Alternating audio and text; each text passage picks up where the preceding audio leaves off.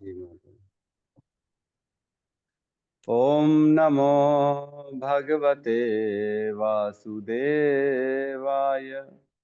ओम नमो भगवते वासुदेवाय। ओम नमो भगवते वासुदेवाय। नारायण नमस्कृत्य नरं चैव नरोत्तमं देवीं सरस्वतीं व्यासं ततो जयमुदीरये। नष्टप्रायेषु अभद्रेषु नित्यं भागवत सेवया भगवती उत्तम श्लोके भक्तिर्भवती नष्ट की। श्रवणतां स्वकतः कृष्ण पुण्य श्रवण कीर्तनः हृदयन्तस्थो हि अभद्राणि विधुनोति सुहृत सताम। कृष्णाय वासुदेवाय देवकी नंदनाय च नंद गोप कुमाराय गोविंदाय नमो नमः। जय श्री कृष्ण चैतन्य प्रभु नित्यानंद श्री अद्वैत गदाधर श्रीवासादि गौर भक्त वृंद। हरे कृष्णा कृष्णा कृष्णा हरे हरे, हरे राम राम राम हरे हरे। हरे कृष्णा कृष्णा कृष्णा हरे हरे, हरे राम राम राम हरे हरे। हरे कृष्णा कृष्णा कृष्णा हरे हरे, हरे राम राम राम हरे हरे। हरे कृष्णा। सभी भक्तों का स्वागत है प्रातःकालीन श्रीमद् भागवतम के सत्र में। तो हम अभी 7वें अध्याय में हैं, द्रोण पुत्र को दंड। इसमें अभी हम जो देख रहे हैं एट प्रेजेंट कि कैसे वेदव्यास जी ने सारी चीजों को ध्यान करते हुए भगवान को देखा। और भगवान कैसे भगवान को देखा, पूर्ण पुरुषोत्तम को देखा, जिसमें हमने 4 चीजों का नोटिस किया कि पूर्ण पुरुषोत्तम में कौन कौन आता है। स्वयं भगवान, उनके अवतार और उनकी शक्तियां और साथ में माया, ये 4 चीजों को देखा, ध्यान किया। और क्या देखा उन्होंने, 6 नंबर श्लोक में हमने पढ़ा कि किस प्रकार जो है सभी लोग इस, और 5वें श्लोक में पहले देखा उन्होंने कि किस प्रकार वह जो माया है जीवों को जो है मोहित कर रही है ना। यया सम्मोहितो जीव, सम्मोहित कर दे रही सारे जीवों को।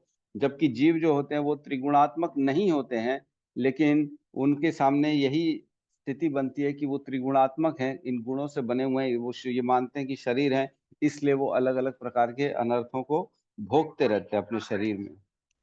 उसके बाद छठे नंबर श्लोक में हमने पढ़ा कि जो भौतिक जीव के भौतिक कष्ट जो उसके प्रति अनावश्यक हैं, भक्ति योग द्वारा प्रत्यक्ष रूप से शांत किए जा सकते हैं, किंतु अधिकांश मनुष्य इसे नहीं जानते। इसलिए विद्वान श्रील व्यासदेव ने इस वैदिक साहित्य की संकलन किया, जिसका संबंध परम सत्य से है। तो लोगों की दुखों की निवृत्ति के लिए इस ग्रंथ को संकलन किया वेदव्यास जी ने। ये भी देखा उन्होंने कि भक्ति योग के द्वारा जो है लोगों के अनर्थों को दूर किया जा सकता है। जो भी अपने आप को इस संसार में पीड़ित दुखी समझ रहा है, उन दुखों के कष्टों का निवारण करने के लिए इस ग्रंथ की रचना करी वेदव्यास जी ने। और वो देख पा रहे थे कि किस प्रकार ये ग्रंथ से सभी के जीवन में शांति आनंद का जो है अनुभूत किया जा सकता है। तो किस प्रकार जो है अनर्थों का निवृत्ति होगी जीवन से, तो उसके लिए इस श्लोक में कह रहे हैं 7वें नंबर श्लोक में। तो आज हमको 7वें नंबर श्लोक को पढ़ना है, तो साथ में दोहराएंगे। मैं स्क्रीन शेयर कर दे रहा हूँ।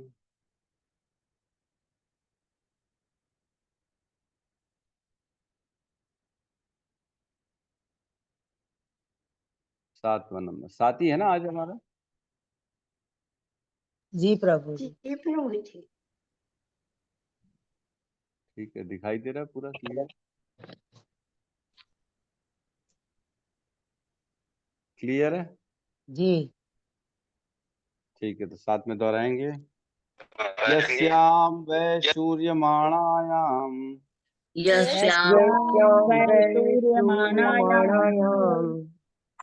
कृष्णे परम पुरुषे कृष्णे भक्तिरुत्पद्यते पुंसः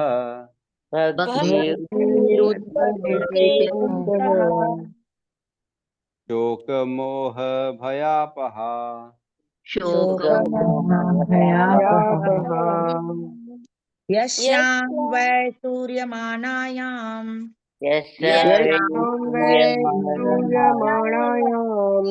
कृष्णे परम पुरुषे कृष्णे परमपुरुषे भक्तिर् उत्पद्यते पुंसः भक्ति उत्पद्यते पुंसः शोकमोहभयापहः शोकमोहभयापहः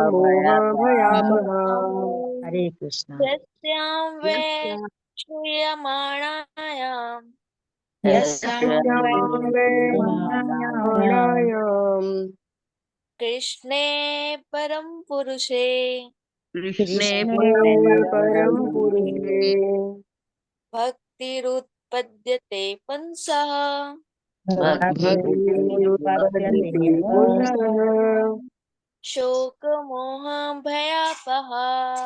शोकमोहभयापहः यस्य वै श्रूयमाणायां यस्यां वै श्रूयमाणायाम कृष्णे परम पुरुषे कृष्णे परम परम पुरुषे भक्तिरुत्पद्यते पुंसा पद्यते पुंसः शोकमोहभयापहा शोकमोहभयापहः हरे कृष्ण। अनुवाद। इस वैदिक साहित्य के श्रवण मात्र से पूर्ण पुरुषोत्तम भगवान श्री कृष्ण की प्रेमा भक्ति की भावना तुरंत अंकुरित होती है, जो शोक मोह तथा भय की अग्नि को तुरंत बुझा देती है। ओम अज्ञानतिमिरन्धस्य ज्ञानाञ्जनशलाकया चक्षुरुन्मिलितं येन तस्मै श्रीगुरुवे नमः। श्रीचैतन्यमनोभीष्टं स्थापितं येन भूतले स्वयं रूपः कदा मह्यं ददाति स्वपदान्तिकं। वन्देऽहं श्रीगुरु श्रीयुधपदकमलं श्रीगुरून् वैष्णवांश्च श्रीरूपं सागरजातं सहगण रघुनाथान्वितं तं सजीवं साद्वैतं सावधूतं परिजनसहितं कृष्ण चैतन्य देवं श्री राधा कृष्ण पादान सहगण ललिता श्री विशाखान्वितांश्च। हे कृष्ण करुणा सिंधु दीन बंधु जगतपते गोपेश गोपिका कांता राधा कांत नमस्तुते। तप्त कांचन गौरांगी राधे वृंदावनेश्वरी वृषभानुसुते देवी प्रणमामि हरिप्रिये। वाञ्छाकल्पतरुभ्यश्च कृपा सिन्धुभ्य एव च पतितानां पावनेभ्यो वैष्णवेभ्यो नमो नमः। नमो विष्णुपादाय कृष्णपृष्ठाय भूतले श्रीमते भक्तिवेदांत स्वामीति नामिने नमस्ते सारस्वते देवे गौरवाणी प्रचारिणे निर्विशेष शून्यवादी पाश्चात्य देशतारिणे। जय श्री कृष्ण चैतन्य प्रभु नित्यानंद श्री अद्वैत गदाधर श्रीवासादि गौर भक्त वृंद। हरे कृष्णा कृष्णा कृष्णा हरे हरे, हरे राम राम राम हरे हरे। तो यहाँ कह रहे हैं यस्याम वै सूर्य माणायाम। यस्याम मीन्स वह वाला जो वैदिक ग्रंथ, जो संहिता पिछले श्लोक में बताया ना, ये कौन सा वाला, सात्वत संहिताम, जो पिछले श्लोक में हमने चर्चा की कि जो वेद व्यास जी ने जो ग्रंथ लिखे ताकि लोगों का अनर्थ निकले उनके जीवन से, है ना, तो वह वाला जो ग्रंथ की बात चल रही है यस्याम वै, वही ग्रंथ के बारे में निश्चय ही, वह जो ग्रंथ है वो निश्चित ही श्रूयमाणायाम मतलब सुनने मात्र से, केवल आज हम सुन रहे हैं तो सुनने मात्र से, ऐसा नहीं है कि पूरा सुन लिए 12 के 12 अध्याय तब, है ना, सुन रहे हैं मात्र उससे, है ना, पहला कैंटो ही है तो पहला कैंटो ही सही है। मतलब ऐसा कंप्लीट सुनने की जरूरत नहीं है, आप श्रवण कर रहे हैं, प्रेजेंट टेंस में सुन रहे हैं रोज, तो बस मात्र सुनने मात्र से, कोई भी प्रसंग सुनने मात्र से, है ना। श्रूयमाणायाम कृष्णे परम पुरुषे, जो कि भगवान कृष्ण है, परम पुरुष हैं, उनके बारे में जो ये सुनना है इस ग्रंथ के माध्यम से, उससे क्या होगा, भक्तिर उत्पद्यते, उसको मात्र सुनने से उनके प्रति हमारे हृदय में भक्ति का बीज अंकुरित हो जाता, भक्ति उत्पन्न हो जाती कृष्ण के प्रति। शरणागति उत्पन्न हो जाती है, उन कृष्ण से प्रेम होना स्टार्ट हो जाता है, धीरे धीरे भक्ति, ऐसा लगता है कृष्ण की सेवा करें, कृष्ण के हम जो है सेवक हैं और वो हमारे भगवान हैं। ये भक्ति का बीज हमारे अंकुरित हो जाता है हमारे हृदय में। पुंसः, पुंसः मीन्स ऐसा है कि कोई एक स्पेशल नहीं, ब्राह्मण या कोई प्रभु जी या कोई माता जी, किसी के लिए भी, बच्चा हो, ब्रह्मचारी हो, गृहस्थ हो, वानप्रस्थ हो, हर कोई भी, किसी भी प्रकार का जी, स्त्री हो, शूद्र हो, कोई भी, किसी भी जीव के हृदय में भक्ति का बीज उत्पन्न हो जाता है अगर वह ये श्रीमद् भागवतम के ग्रंथ को सुनता है श्रवण मात्र से। किसमें भक्ति उत्पन्न हो जाती? कृष्ण परम पुरुषे, कृष्ण में भक्ति उत्पन्न हो जाती है। और क्या होता है साथ में? शोक मोह भयापहा मीन्स, और यह जो श्रीमद् भागवतम है इससे भक्ति उत्पन्न होती है, और भक्ति से क्या होता है फिर हमारे हृदय में शोक और मोह और भय, ये तीनों जो है इसका विनाश हो जाता है। बहुत इंपॉर्टेंट है ये कि मात्र सुनने से भक्ति उत्पन्न हो जाती है, किसके प्रति? कृष्ण के प्रति। और कृष्ण की भक्ति जो होती है ना, वो किसी को भी उत्पन्न हो सकती है जो इसको सुनेगा। मात्र सुनने से, कंप्लीट सुनने की आवश्यकता नहीं है कि पूरा 18 जो है कैंटो जो है, सॉरी 12 कैंटो पूरे पढ़ेंगे तब जाके जो है हमारे अंदर भक्ति होगी। नहीं नहीं, ऐसा नहीं, सुन रहे हैं बस वही काफी है। और सुनने से भक्ति में, कृष्ण में भक्ति उत्पन्न होगी, और उनकी भक्ति करने से शोक मोह और भय, ये तीनों पूरी तरह से जीवन से चले जाते हैं। शोक, शोक किसे कहते हैं? शोक वो होता है जो हमारे को जो है दुख देता है कि अपनों का चले जाना, कोई हमारा अपना चला गया, कोई जो है हृदय में बहुत पीड़ा देता है ना, मेरे माता पिता, दादा दादी, नाना नानी, अपनों का चले जाना, शोक। आदमी जो है ना एकदम दुखी, डिप्रेस हो जाता है शोक में। और जो मोह होता है, वो मोह क्यों होता है? मोह तो हमारी खुद की अज्ञानता की वजह से होता है मोह। जब जब हम ये शरीर को अपना मान बैठते हैं ना, हम अपनी पहचान इस शरीर से कर लेते हैं, तब इस शरीर से संबंधित जितनी वस्तुएं हैं, जितने लोग हैं, उनके प्रति हमारा मोह उत्पन्न हो जाता है कि ओहो ये तो मेरा बेटा है, ओहो ये तो मेरी बच्ची है, ये तो मेरी माता है, ये तो मेरे पिता है, ये तो मेरा धन है, ये तो मेरा मान है, ये तो मेरा कमाया हुआ है। ये मोह उत्पन्न हो जाता है, और उस मोह के कारण जो है हम जो है गलत काम कर बैठते हैं, है ना। हमने पिछले श्लोक में पढ़ा ही, जो अनर्थ है वो शरीर के कारण अनर्थ है। शरीर जितना हम अपने आप को स्व मान लेंगे, शरीर मान लेंगे, उतना उतना हमारे शरीर, हमारे अंदर अनर्थ उत्पन्न होंगे, तरह तरह के तकलीफें उत्पन्न होंगी, दुख होगा, संताप आएगा जीवन में, परेशानी आएंगी। लेकिन जैसे ही हम शरीर से ऊपर उठ जाते हैं, क्या सभी ने एक बार ऐसा अनुभव किया कि ऐसा सोचना चाहिए कि मैं शरीर से बाहर हूं और मैं शरीर के अंदर इस व्यक्ति को देख रहा हूं, ये क्या कर रहा है जीवन भर? अपने आप को ऐसा देखना चाहिए अपना, जैसे हम ये शरीर है तो ये इमेजिन करना चाहिए मैं ये शरीर के बाहर खड़ा हूँ, पीछे खड़ा हो जाना चाहिए, और ऐसा देखना चाहिए कि ये शरीर में जो है ये क्या क्या कर रहा है जीवन भर में, इसने क्या किया क्या नहीं किया, क्या सही किया क्या गलत किया। ऐसा व्यक्ति को इमेजिन करना चाहिए, तब उसको समझ में आएगा कि मैं ये शरीर नहीं, मैं एक आत्मा हूं, और इसके इसके कार्य और इसके लेन देन सुख दुख से कोई वाकई में लेना देना नहीं। अगर किसी को कुछ पल के लिए सुख मिल भी गया तो क्या वो सुख खत्म नहीं होगा? सुख तो खत्म होगा ही होगा ना।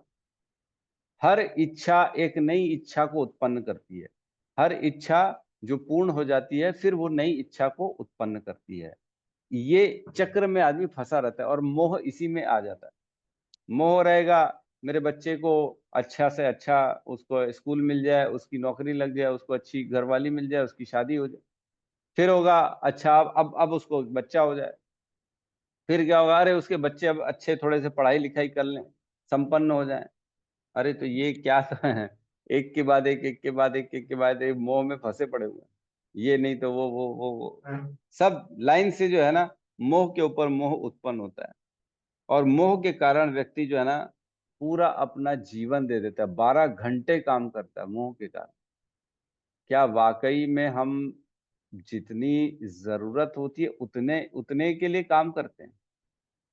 जरूरत तो हमारी क्या है? प्रसाद पाना है, और जो है थोड़ा बहुत ठीक ठाक रह लें, बस यही तो है। लेकिन व्यक्ति इतना काम करता है, इतना काम करता है, वो जरूरत के लिए काम नहीं करता, ऐशो आराम के लिए काम करता। उसको जितना चाहिए उससे तो उसका आराम से इजीली 2-5 घंटे भी काम करेगा तो उसका गुजारा हो जाएगा। लेकिन व्यक्ति जो इतना काम करता है, उसके पीछे मकसद उसका केवल गुजारा नहीं करना होता है, उसके पीछे मकसद होता है उसको कि मैं कैसे बड़ा से उससे ज्यादा मेरे पास आ जाए, मेरे पास गाड़ी आ जाए, मेरे पास घर आ जाए, बंगला बन जाए, मैं अच्छा अच्छा ये खा सकूं, अच्छा पी सकूं, यहाँ आ जा सकूं। इसलिए धन चाहिए उसको, इसलिए 12 घंटे मेहनत करता है, श्रम करता है। देखा जाए तो गधे के जैसे काम करने के अलावा और कोई काम नहीं होता जीवन भर। मनुष्य जीवन का उद्देश्य आत्म साक्षात्कार है, भगवान की प्राप्ति है, न कि मेहनत करके इसको पूरी तरह से बर्बाद करना, समय को पूरी तरह से नष्ट करना, और बाद में जब शरीर कुछ काम करने के लायक नहीं रहेगा तो हम भोग भी नहीं पाएंगे। जो हमारे द्वारा ही हमने अर्जित किया है उसको भी नहीं भोग पाएंगे, और फिर ऐसा लगेगा डायबिटीज हो गई, अब तो खा नहीं सकते, अब तो शरीर जा नहीं सकता, आ जा नहीं सकता, तो कहीं घूम नहीं सकते, चक्कर आ जाते, कई लोगों को ज्यादा चल नहीं सकते, घुटनों में दर्द चालू हो जाता है। तो जब स्थिति उल्टी हो जाएगी तब ये भोग की वस्तुएं कोई काम नहीं आएंगी, सब ऐसी की ऐसी छोड़नी पड़ जाएंगी। यही तो परेशानी होती है। व्यक्ति जो है ये मानने को तैयार नहीं है कि मैं भोग भोग छोड़ दूं। बूढ़ा हो जाता है तो भी लगता है कि मैं भोगूं, मेरे द्वारा अर्जित किया हुआ है। फिर उसके लिए गोली खाएगा अलग अलग, है ना, गोली खा के भोग भोगेगा। शक्कर खाएगा तो उसके लिए इंसुलिन लगाएगा, है, घूमना है तो उसके लिए अलग अलग तरह के जो है भाई वॉकर में, इसमें उसमें तरह तरह के लोगों का सहारा लेके जाएगा। लेकिन जाएगा जब आशा पाश, है ना, क्या आता है, एक शंकराचार्य जी कहते हैं, है,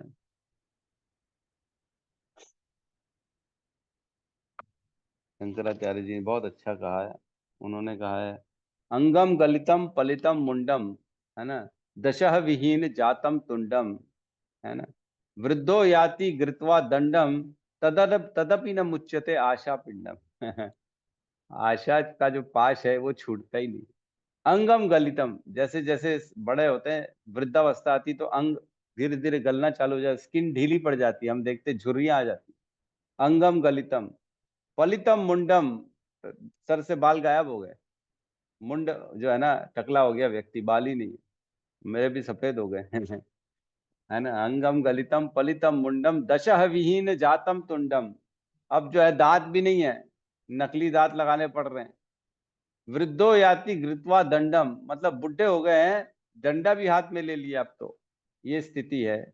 और क्या कह रहे हैं, तदपि न मुच्यते आशा पिंडम, फिर भी जो आशा है ना कि मेरे को सुख मिलेगा, हाय हाय मेरे ये काम होंगे, मेरा घर ये होगा, मेरे जीवन में ये सुख आएगा, वो तदपि न मुच्यते आशा पिंडम, आशा तो खत्म ही नहीं होती कि मैं सुखी होऊंगा।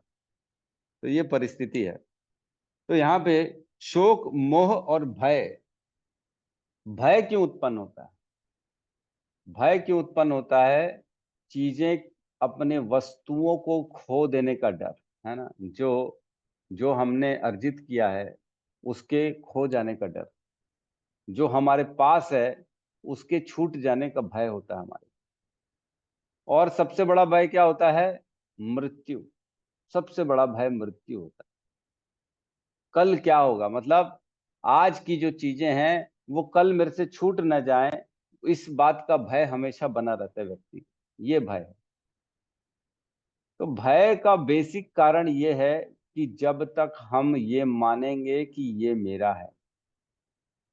है ना, तभी तो उसके खोने का डर होगा। ये तो मेरा है प्रभु जी, ये मेरा है, ये छूट रहा है, अरे बाप रे, ये कैसे सहन करूंगा मैं? अरे तुम्हारा है क्या? तुम लेके क्या आए थे? माँ के गर्भ से जब निकले थे तो क्या लेके आए थे? कुछ लेके आए थे हाथ में? चेकबुक लेके आए थे, या 2-4 सोने के जो है हीरे जवाहरात लेके आए थे, या कुछ पेपर लेके आए थे प्रॉपर्टी के, भैया हाँ ये मैं पिछले जीवन से प्रॉपर्टी के पेपर कमा के लाया हूँ, क्या लेके आए थे? माँ के गर्भ से आए थे तो क्या था हमारा? नहीं आती ये बात। तो ये तो भगवान की कृपा से हमको सब जैसे मिला, है ना। इस संसार में भगवान की कृपा से हमको सब कुछ मिला, और भगवान की कृपा से मिला उसको अपना मान बैठे गलती से, ये तो मेरा है, ये तो मेरा है, ये मैंने किया है। और अब उसको खोने का डर, भय, बहुत तकलीफ होती है भय में। अपनों का धन का भय, घर का भय, अपनों का भय, पुत्र पुत्रियों का भय, रिश्तेदारों दोस्तों यारों का भय, छूट जाएंगे मेरे से। इस भय में लोग गलत गलत काम करते हैं। और सबसे बड़ा भय, जैसे मैंने बताया, मृत्यु का भय। मृत्यु का भय क्यों होगा? क्योंकि व्यक्ति ने कभी सोचा ही नहीं है कि मेरे को ये शरीर छोड़ना पड़ेगा। वो दिन भर हमेशा इसी में लगा रहता है कि मैं ये प्राप्त कर लूं, वो प्राप्त कर लूं। Mission immortal. इमॉर्टल मीन्स न मरने वाला, अमृत, कभी मरने वाला नहीं। मिशन, आदमी यही सोचता है मैं कभी नहीं मरूंगा, मेरे पास ये होना चाहिए। 20 साल आगे की प्लानिंग करता है, 50 साल आगे की प्लानिंग करता है। जितना जितना हम इच्छा बढ़ाते हैं, जितना जितना हम फ्यूचर की प्लानिंग करते हैं, उतना उतना हमारे अंदर से मृत्यु का भय बढ़ता जाता है, बढ़ता जाता है, बढ़ता जाता है। और जितना वर्तमान में रहेंगे ना, कल क्या होगा किसको पता। आज भक्ति कर लो जरा, है ना। आज भक्ति कर लो, क्योंकि भक्ति ही साथ में जाने वाली। जब ये ध्यान होगा, जब ये मालूम होगा, जब ग्रंथ पढ़ेंगे, तब पता पड़ेगा कि जातस ही ध्रुवम मृत्यु ध्रुवम जन्म मृतस्य च तस्माद अपरिहार्यते ना तम शोचित तुम अर्हसि। जो इस संसार में आया उसकी तो मृत्यु निश्चित है, ध्रुव है, ध्रुव। संसार में एक ही चीज निश्चित है, वो है मृत्यु। और कोई चीज जीवन में निश्चित नहीं है। जो पैदा हुआ है उसको मरना निश्चित है ही है। तो मृत्यु से भय करने की जगह मृत्यु की तैयारी करनी चाहिए। मृत्यु के बारे में समझना चाहिए, भगवत गीता में क्या कहा गया है ना। तो हमारे भागवत जो है, श्रीमद् भागवतम में एक श्लोक आता है जिसमें कहते हैं जीवन का सबसे बड़ा लाभ क्या है। अगर जीवन मिला है तो उसका सबसे बड़ा लाभ क्या हो सकता है जीवन में? वो है एतावान सांख्या योगाभ्याम स्वधर्म परिनिष्ठया, है ना।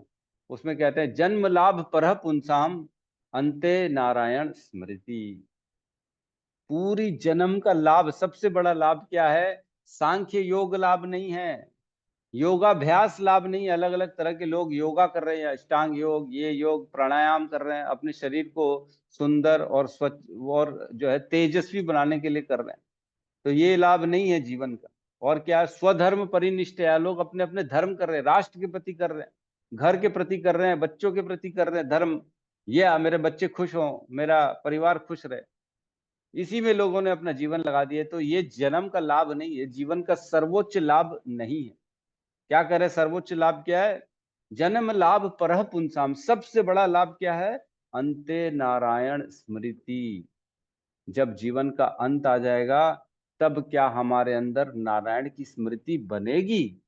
ये है, जिसने अंत काल में भगवान का, नारायण का स्मरण कर लिया, उसने तो जीवन का सबसे बड़ा लाभ प्राप्त कर लिया। सबसे बड़ा लाभ जीवन का मनुष्य योनि में ही ये पॉसिबल है, और किसी योनि में ये पॉसिबल नहीं है कि हम उनको समझाएं कि तुम अंत काल में भगवान को याद करना।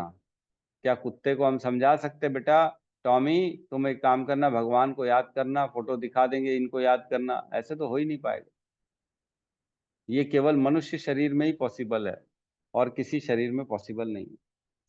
ठीक है। तो यहाँ पे कह रहे हैं सूर्यमाणायाम, मात्र सुनने मात्र से। जब हम सोते हैं तो हमारे कान चालू रहते हैं, है ना। जब स्वप्न में रहते हैं तो नींद से जगाने के लिए क्या करते हैं? हम अलार्म लगाते हैं। अलार्म लगाते हैं तो कानों में आवाज जाती, जिससे हमारी निद्रा खुल जाती है, हम जागृत अवस्था में आ जाते हैं। तो कान जो होते हैं वो हमेशा चालू रहते हैं, निद्रावस्था में भी चालू रहते हैं। उसी प्रकार हम इस बद्ध अवस्था में बैठे हैं, बद्ध अवस्था से जागने के लिए भी श्रवण कान ही काम आएंगे। जितना जितना हम कृष्ण के प्रति ये भागवत का श्रवण करेंगे, उतना उतना हमारे अंदर से जो सुप्त अवस्था है वो सब छूटने लगेगी, जागृत अवस्था में आएंगे, है ना। कहते हैं ना, जीव जागो गौर चांदेर बोले, को था निद्रा जाओ माया पीसा चीरे कोले। कब तक माया की गोद में सोते रहोगे, कब तक? उठो जीव जागो, गौर चंद्र बोले, चैतन्य महाप्रभु ने कहा है, जागो और क्या करो, भगवान का नाम लो, भगवान का कीर्तन करो, श्रवण करो। जितना जितना हम सुनेंगे उतना उतना भक्ति उत्पन्न हो जाएगी कृष्ण के प्रति। तो कृष्ण की जो भक्ति है ये स्वाभाविक है हमारे अंदर, ऐसा नहीं है कि हमारे को जो है इसको जो है क्या बोलते हैं कहीं से और नई नई बनानी है भक्ति, ऐसा नहीं। हम एक्चुअल में हमारा स्वरूप ही कृष्ण के दास है, हम हैं ही कृष्ण के अंश। तो कहता है एक चैतन्य चरितामृत में श्लोक प्यार आता है, उसमें कहते हैं, नित्य सिद्ध कृष्ण प्रेम साध्य कबू नाय, श्रवण आदि शुद्ध चित्ते करे उदय। जो कृष्ण के प्रति शुद्ध प्रेम जीवों के हृदय में नित्य स्थापित रहता है, ये ऑलरेडी है। जिस प्रकार लकड़ी के अंदर अग्नि हमेशा रहती है, वो सुप्त अवस्था में रहती है, दिखती नहीं है, उसी प्रकार हमारे हृदय में कृष्ण का प्रेम हमेशा रहता है, सुप्त अवस्था में रहता है। यह ऐसी वस्तु नहीं है जिसे किसी अन्य स्रोत से प्राप्त किया जाए, ये हमेशा रहती है। ऐसा नहीं कि एक्सटर्नली बाहर से भक्ति को लाना पड़ता है, नहीं नहीं, उसको जागृत करना पड़ता है, प्रज्वलित करना पड़ता है हमारे अंदर में। जब श्रवण तथा कीर्तन से हृदय शुद्ध हो जाता है, तब यह प्रेम स्वाभाविक रूप से जागृत हो जाता है। जब श्रवण करते हैं, जैसे जैसे जितना जितना सुनेंगे उतना उतना हमारे कृष्ण के प्रति हमारा प्रेम बढ़ता चला जाए। तो हमारे आचार्यगण कहते हैं कि कृष्ण को देखना है तो कान खोल के देखो, कान खोल के देखो। अरे क्या बात कर रहे हो, कान खोल के देखेंगे कैसे? कान खोल के तो सुनेंगे ना।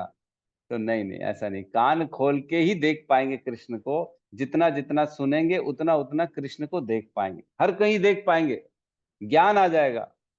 भगवत गीता में पढ़ा हमने, भगवान कहते हैं मैं जल का स्वाद मैं हूं। तो सुनेंगे तो भगवान को जल में भी फिर जो है उनका जो है अनुभव कर पाएंगे। अरे जब जब जल पिएंगे, अरे ये तो कृष्ण है। जल का स्वाद कैसा होता है किसी को पता नहीं। आज हम पूछेंगे किसी से भी जल का स्वाद क्या है तो कोई नहीं बता पाएगा, लेकिन पीते हैं तो सब पता पड़ जाता है, कितना तृप्ति मिल जाती है, प्यास बुझ जाती है। तो जल का स्वाद कौन है? कृष्ण है। हिमालय कृष्ण है ना। और क्या क्या है? सिंह, बोले पशुओं में मैं सिंह हूं, भगवान कहते हैं। चंद्रमा की जो शीतलता मैं हूं, सूर्य की रोशनी मैं हूं, सब प्रकृति के वातावरण शुद्ध करने वाली वायु मैं हूं, भगवान कह रहे हैं। तो बचा ही क्या है, सब जगह हम भगवान का दर्शन करेंगे। जितना जितना श्रवण करेंगे, जितना जितना सुनेंगे, उतना उतना हम भगवान के प्रति हमारी भक्ति बढ़ती चली जाएगी। तो इसमें एक बहुत इंपॉर्टेंट चीज है, श्रवण की इच्छा रखने से भगवान की भक्ति प्राप्त हो जाती है ना। लेकिन भक्ति जो होती है, कृष्ण की भक्ति अलग होती है और देवताओं की भक्ति अलग होती है। कृष्ण की भक्ति से ही शोक मोह और भय दूर हो सकता है, लेकिन किसी और की भक्ति से शोक मोह और भय दूर नहीं हो सकता। देवी देवताओं की भक्ति, जैसे हम देखते हैं कि रावण ने शिव जी की बड़ी भक्ति करी थी, है ना। लोग आज भी बोलते हैं रावण जितना बड़ा भक्त नहीं था कोई शिव का। स्तुति लिखी उन्होंने रावण ने भगवान शिव शंकर की स्तुतियां लिखी अलग अलग। भगवान शिव उनसे बड़े प्रसन्न भी थे, उन पे कृपा भी करी बहुत सारी, है ना। उनको अनेक अनेक शक्तियां भी मिली रावण को। तो क्या रावण का भय शोक मोह दूर हो पाया? मोह अगर दूर होता तो वो सीता का किडनैप ही क्यों करते, उसका हरण ही क्यों करते, अगर मोह नहीं होता? मतलब कोई भी चीज, किसी भी और अन्य देवी देवताओं की भक्ति से शोक मोह भय दूर नहीं होता। हिरण्यकश्यपु ने ब्रह्मा जी की इतनी बड़ी 36,000 सालों तक तपस्या करी उनकी, और क्या क्या मांगा कि मैं कभी ना मरूं। अगर भय नहीं होता मृत्यु का तो ऐसा वरदान कोई मांगता क्या? उसको भय था ना मृत्यु का, मैं एक दिन मर जाऊंगा, अब मेरे को जो है मरना नहीं है, हमेशा के लिए जिंदा रहना है। इसलिए उन्होंने भक्ति करी, तपस्या करी ब्रह्मा जी की, और ऐसा वरदान मांगा। तो उनके अंदर भी भय था मृत्यु का, इसलिए वो मृत्यु से ऊपर आना, मृत्यु पे जीत हासिल करना चाहते थे, जो कि नहीं मिली। तो इस प्रकार हम जितना जितना देखेंगे कि केवल और केवल कृष्ण की भक्ति से ही शोक मोह और भय दूर हो सकता है, और किसी की भक्ति से उत्पन्न नहीं होता ये शोक मोह भय दूर। तो आज कोई कितना भी बड़ा आदमी क्यों ना हो, प्रधानमंत्री हो, अमेरिका का प्रेसिडेंट ही क्यों ना हो, उसको भी शोक मोह भय है। ऐसा कौन व्यक्ति है भौतिक अवस्था में जिसको सब कुछ मिल गया है क्या, लेकिन उसके अंदर से शोक मोह भय दूर हो चुका है? आप अगर सबसे पैसे वाले आदमी को देख लो, एलोन मस्क है, चाहे मुकेश अंबानी है, चाहे अडानी है, सबके अंदर शोक मोह भय है ही है। उनको भी भय है, उनको भी मोह है अपने घर वालों के प्रति, अपने धन के प्रति, हर कहीं मोह शोक भय है ही है। लेकिन शोक मोह भय से कौन हमारे को जीत दिला सकता है? केवल और केवल भगवान की भक्ति, कृष्ण की भक्ति से इनसे निवारण हो सकता है। तो एक श्लोक आता है जिसमें 11.2.37 इसमें बताते हैं, जब जीव भगवान की बहिरंगा माया शक्ति में लीन होने के कारण भौतिक शरीर के रूप में गलत से अपनी पहचान करता है, तब भय उत्पन्न होता है। भय कब उत्पन्न होता है? जब व्यक्ति माया की बहिरंगा शक्ति के कारण शरीर को अपना आप, अपनी आइडेंटिटी शरीर मानता है, तब उसके अंदर भय उत्पन्न होता है। इस प्रकार जीव जब भगवान से मुख मोड़ लेता है, तब वह भगवान के दास के रूप में अपनी स्वाभाविक स्थिति को भूल जाता है। यह मोहने वाली भयपूर्ण दशा माया द्वारा प्रभावित होती है। इसलिए बुद्धिमान पुरुष को प्रामाणिक गुरु के निर्देशन में भगवान की अनन्य भक्ति में लगना चाहिए और गुरु को ही अपना आराध्य देव तथा अपना प्राण धन स्वीकार करना चाहिए। तो यहाँ पे गुरु के जो है प्रति शरणागति की बात कह रहे हैं कि हम ये कैसे मानेंगे कि हम शरीर नहीं है? आखिर कोई बताएगा तब तो मानेंगे। किसी ने बच्चे को बताया ये तुम्हारी माता है, ये तुम्हारे पिता है, ये तुम्हारे चाचा है, ये तुम्हारे ताऊ है, तब बच्चा मानता है ना, तब जानता है ओहो ये मेरे चाचा है, ये मेरा भाई है। वैसे ही हमको कोई बताएगा कि ये मैं शरीर नहीं हूं, तभी तो हम मानेंगे ये मैं शरीर नहीं। तो कौन बताता है हमको? आध्यात्मिक गुरु। शास्त्रों के आधार से आध्यात्मिक गुरु हमको बताता है कि तुम ये शरीर नहीं हो, तुम केवल आत्मा हो, और तुम्हारा स्वभाव क्या है? कृष्ण को प्रेम करना, कृष्ण की भक्ति करना, ये तुम्हारा स्वभाव है। और एक और श्लोक आता है 11.2.42, इसमें कहते हैं, जिस व्यक्ति ने भगवान की शरण ग्रहण कर ली है, उसके लिए भक्ति, भगवान का प्रत्यक्ष अनुभव तथा अन्य वस्तुओं से विरक्ति, ये तीनों एक साथ वैसे ही घटित होते हैं जिस तरह भोजन करने वाले व्यक्ति के लिए प्रत्येक कौर में आनंद, पोषण तथा भूख से छुटकारा, ये सभी एक साथ और अधिक अधिक होते जाते हैं। मतलब जब भूख लगती है तब हम एक एक कौर खाना खाते हैं, तो जैसे एक कौर भी खाना खाते हैं तो तुरंत शरीर में पोषण और संतुष्टि मिलना चालू हो जाती है। उसी प्रकार जैसे ही हमने भगवान की शरण ग्रहण कर ली है, तो हमारे अंदर भक्ति, भगवान का अनुभव और अन्य वस्तुओं से विरक्ति, ये तीनों उत्पन्न होना चालू हो जाती है। वैराग्य चालू हो जाता है धीरे धीरे। क्या मतलब है इतना श्रम करने का, है ना? तो संतुष्टि आ जाती है। अब तो लगता ही नहीं है कि जबरदस्ती मेहनत करो ये पाने के लिए, वो पाने के लिए। मैं सोशल मीडिया में तो देखता हूँ, वो कौन संदीप महेश्वरी है, और भी लोग अन्य अन्य लोग हैं, वो केवल यही सिखाते तुम 12 घंटे मेहनत करो, दिन रात एक कर दो, और जो तुमको चाहिए उसके लिए प्रयास करते रहो करते रहो। ये क्या सिखा रहे हैं लोग? ये तो जीवन में शोक मोह को इनविटेशन दे के बुला रहे हैं। जितना हम जिसके लिए मेहनत करेंगे वो नहीं मिलेगा तो क्या होगा? शोक होगा। बहुत ज्यादा संतृप्त हो जाएंगे बेचारे।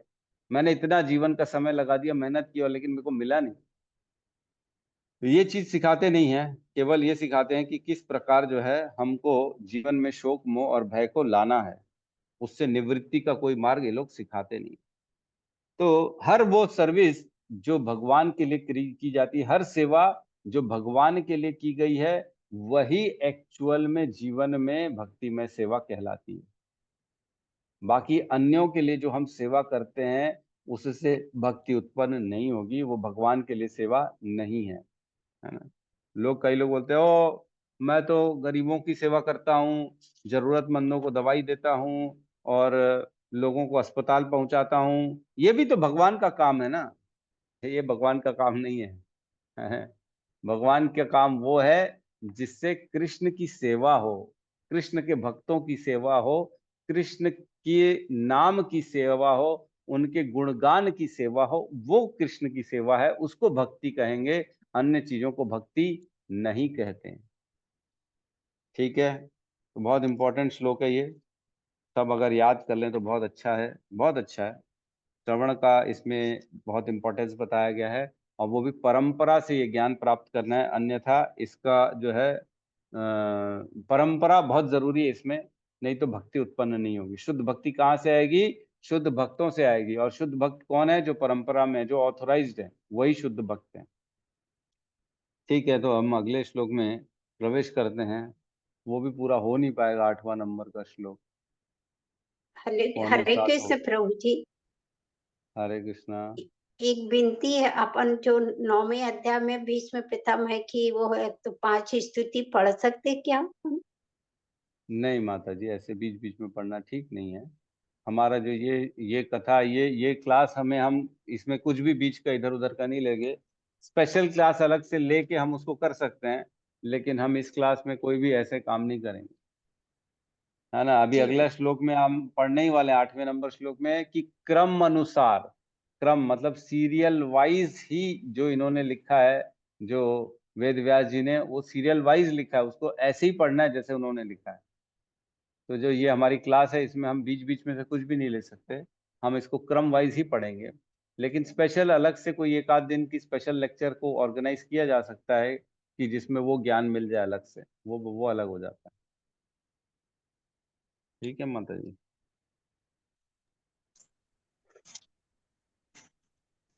तो अगले श्लोक में हम प्रवेश करते हैं। श्लोक की रिसाइटेशन कर लेते हैं कम से कम, और हल्का फुल्का डिस्कशन कर लेते हैं।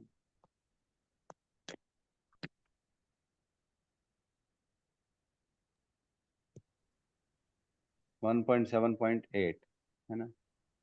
स संहितां भागवतीं संहितां भागवतीं कृत्वाननुक्रम्य चात्मजः कृत्वानुक्रम्य चात्मजम् मज शुकम् अध्यापयामास शुकम अध्यापयामास निवृत्ति निरन्तरं मुनि। निरतं मुनि सा संहितं भागवतीं संहितां भागवतीं कृत्वानुक्रम्य चात्मजम् कृत्वानुक्रम्य चात्मजम् शुकमध्यापयामास शुकम् शुकमध्या अध्यापयामास निवृत्तिनिरतं मुनि। निवृत्तिनिरतं मुनि संहितां भागवतीं संहितां भागवतीं कृत्यवानुक्रम्य चात्मजम् कृत्वानुक्रम्य चात्मजम् शुकमध्यापयामास शुकम् अध्यापयामास निवृत्ति निरन्तं मुनिः निवृत्तिनिरतं मुनि। हरे कृष्ण। अनुवाद। श्रीमद् भागवतम का संकलन कर लेने तथा उसे संशोधित करने के पश्चात श्रील व्यासदेव ने इसे अपने पुत्र श्रील सुखदेव गोस्वामी को सिखाया, जो पूर्व से ही आत्म साक्षात्कार में निरत थे। तो ये इस श्लोक को पढ़ेंगे तो ऐसा लगेगा कि एकदम सिंपल श्लोक है, कि क्या है, श्रीमद् भागवतम लिखा और उसको संशोधित कर दिया, और व्यासदेव ने अपने पुत्र को सिखा दिया, जो आत्म साक्षात्कार के लिए पहले से ही लगे हुए थे। बहुत इजी श्लोक है, ऐसे समझ में आएगा। लेकिन जब इसमें हम गहराई में घुसेंगे ना, तो आपके अस्तर पंजर हिल जाएंगे कि ये क्या लिख डाला है। ये तो मेरे को समझ में नहीं आई, ये मैंने देखा नहीं, ये क्या क्या लिख डाला है श्लोकों में।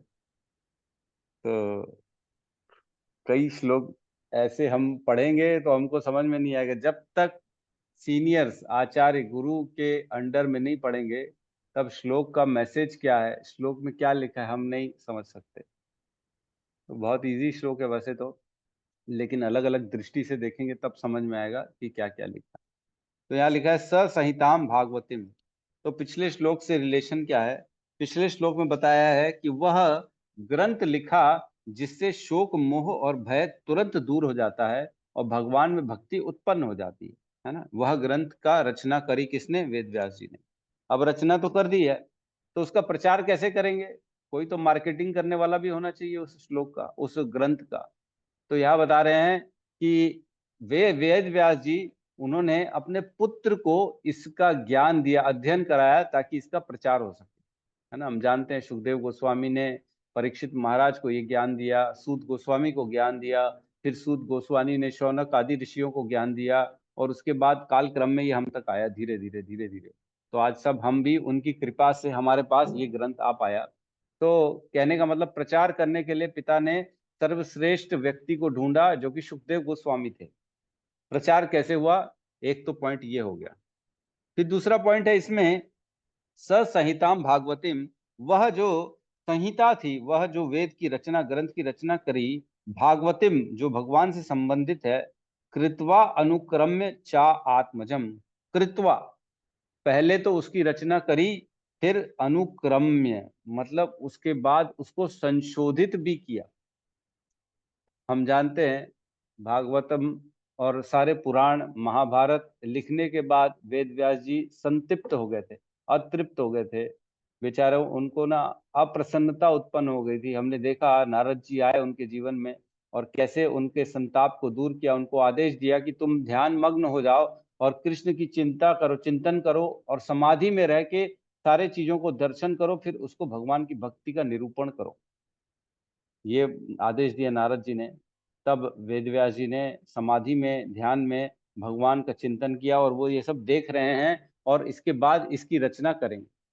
मतलब पहले उन्होंने 18 पुराण लिख लिए थे, 108 उपनिषद लिख लिए थे, महाभारत लिख दिया था, लेकिन उसके बाद जब ये आदेश आया तब उन्होंने दोबारा श्रीमद् भागवतम को संशोधन किया उसमें, और भक्ति का एलिमेंट उसमें डाला।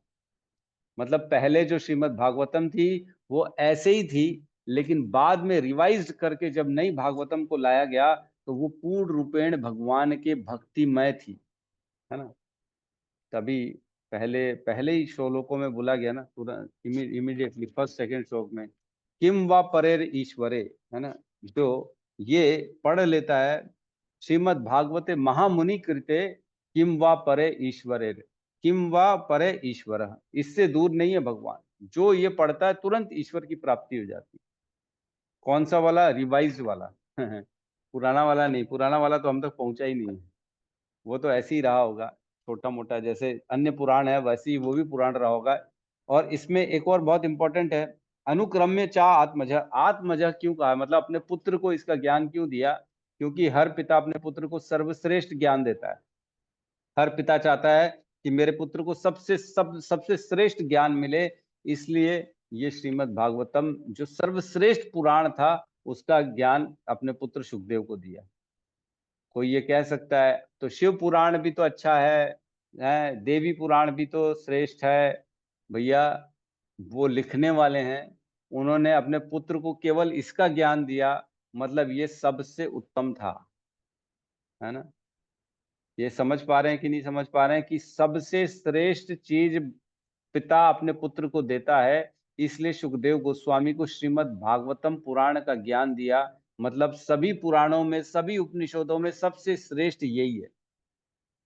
कोई आप लोगों को बोल सकता है तो भाई हम तो शिव पुराण को मानते हैं, हम तो विष्णु पुराण को मानते हैं, हम तो देवी पुराण को मानते हैं, ये पुराण को मानते हैं, पद्म पुराण को मानते हैं।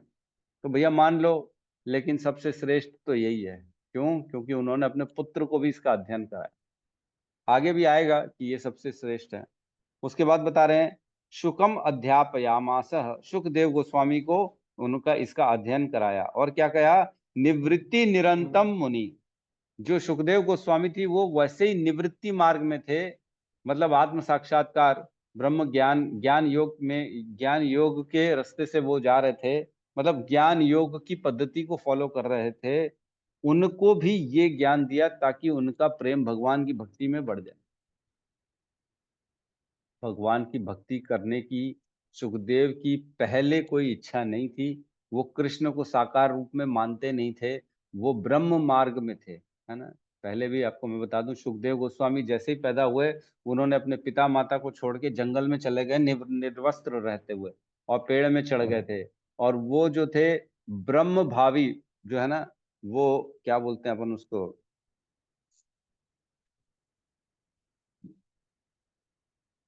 ब्रह्म अनुभूति, ब्रह्म अनुभूति सुखदेव गोस्वामी ब्रह्म अनुभूति में थे, वो ब्रह्म तक ही पहुंचे थे। हमने बताया ना 3 तरह के साक्षात्कार होते हैं, एक होता है ब्रह्म साक्षात्कार, एक होता है परमात्मा का साक्षात्कार, और एक होता है भगवान का स्वयं का साक्षात्कार। तो वो ब्रह्म के स्तर तक थे सुखदेव गोस्वामी इनिशियली, शुरुआत में, और वो ज्ञान योग को फॉलो करते थे और वो निवृत्ति मार्ग को फॉलो करते थे। इसलिए वो इस श्रीमद् भागवतम में और अपने घर परिवार में किसी में इंटरेस्ट नहीं था, वो तुरंत छोड़ के चले गए।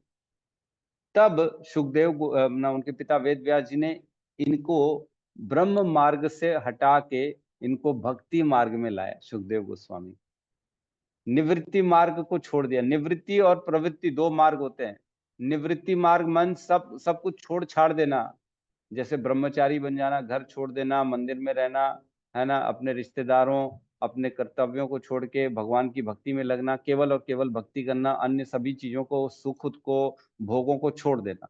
और एक होता है प्रवृत्ति मार्ग, जिसमें हम सब कुछ करते, गृहस्थ भी रहते हैं, घर परिवार में रहते हैं, भोग भी करते हैं और भक्ति भी करते हैं। प्रवृत्ति मार्ग का एग्जाम्पल हो गया वेद व्यास जी, निवृत्ति मार्ग का एग्जाम्पल हो गया सुखदेव गोस्वामी। समझ में आ रहा है ना, प्रवृत्ति मार्ग और निवृत्ति मार्ग। प्रवृत्ति मार्ग मीन्स गृहस्थी में रहना, सबको एक्सेप्ट करना, सब चीजों का सुख का अनुभव करते करते भक्ति करना। और निवृत्ति मार्ग मीन्स सब छोड़ देना, घर छोड़ देना, परिवार छोड़ देना, और अपने आप से कुछ भी और कुछ अपने पास मत नहीं रखना, केवल और केवल भक्ति करना। 2 मार्ग। तो जो सुखदेव गोस्वामी थे वो निवृत्ति मार्ग के थे, और व्यास देव जो थे वो प्रवृत्ति मार्ग के थे। सुखदेव गोस्वामी ब्रह्म अनुभूति के ज्ञान योग वाले पद्धति के थे, लेकिन व्यास देव जो है प्रेमा भक्ति के पद्धति के थे। तो इन्होंने भी उनको ब्रह्म मार्ग से हटा के भगवान की भक्ति के मार्ग में ला दिया, और श्रीमद् भागवतम का ज्ञान दे, श्रीमद् भागवतम का ज्ञान प्राप्त करके सुखदेव गोस्वामी भी भक्ति मार्ग में प्रवेश कर पाए।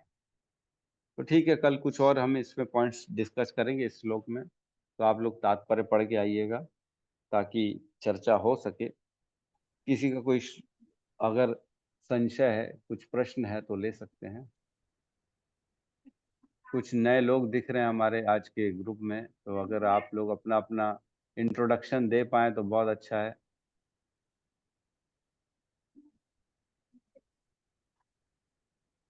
हरि बोल।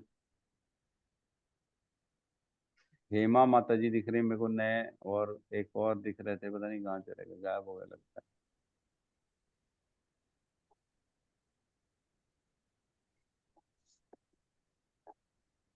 हेमा माता जी सुन पा रही हैं?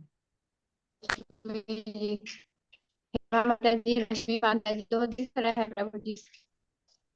क्या कह रही माता जी? हेमा माता जी और रश्मि माता जी 2 नया दिख रहे हैं मुझे। प्रभु जी, यस हरे माता कृष्ण जी। प्रभु जी, दंडवत प्रणाम प्रभु जी। आज मुझे दंडवत बहुत प्रणाम। खेद है, मैं क्लास ज्वाइन नहीं कर पाई क्योंकि वो प्रिपेयरिंग मीटिंग में हो गया था। तो हरे हरे कृष्णा कृष्णा हरे हरे कृष्णा कृष्णा कृष्णा कृष्णा कृष्णा कृष्णा हरे हरे हरे हरे हरे राम हरे हरे राम राम हरे राम राम राम हरे हरे हरे समस्त भक्त वृंद की जय जय। जय जगत गुरु श्रील प्रभुपाद की जय। जय। निताई गौर प्रेमानंद गौर प्रेमानंद हरि हरि बोल हरि हरि हरि बोल हरि हरि